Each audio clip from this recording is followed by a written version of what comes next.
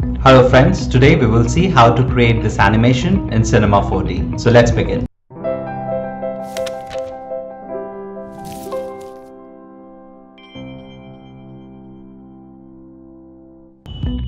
We start by creating a cube object.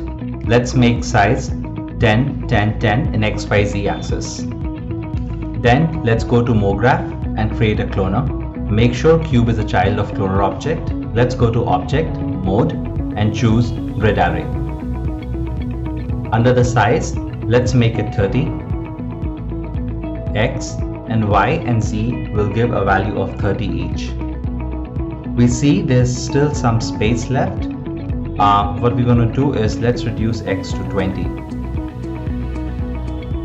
Yeah, that seems fine. Let's do 20 in all those X, Y, Z. Select Cloner, go to MoGraph, Effector, Plain Effector.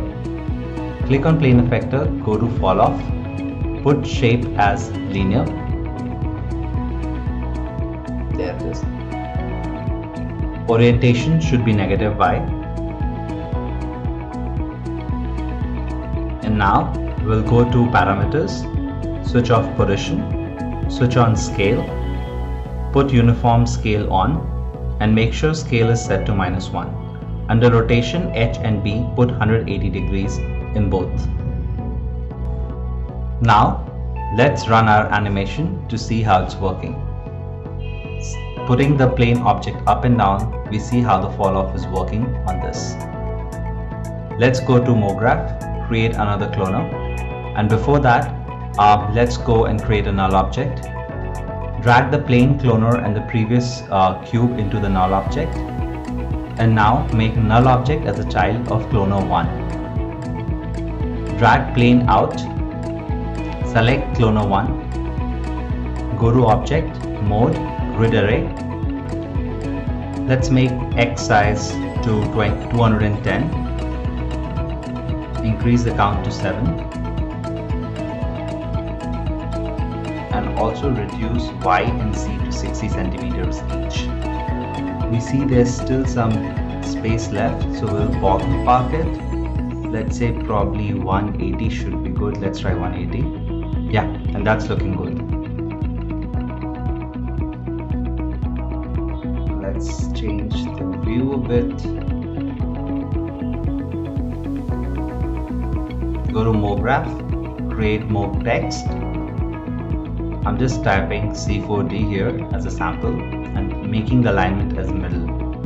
Also, I'm going to reduce the height to about 100 centimeter. Let's go to the front view.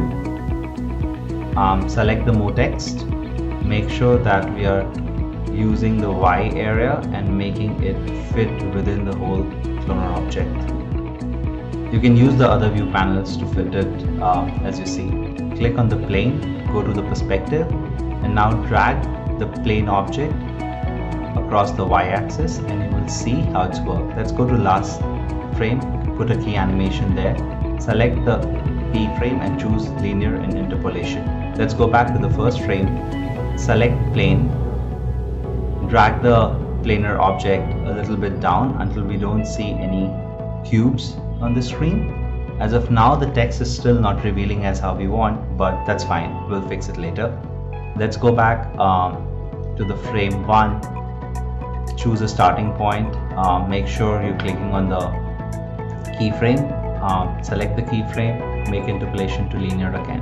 Now let's play and see how our animation will look like. Again, at this stage it is not working with the text, but it gives an overall understanding to us how the final animation will look like. Select MoText and cloner object. Before that, let's create a Boolean object. Now select MoText and cloner 1 and drag it within as a child of Boolean object. Select Boolean and make sure Boolean type is A intersects B, and just uncheck high quality.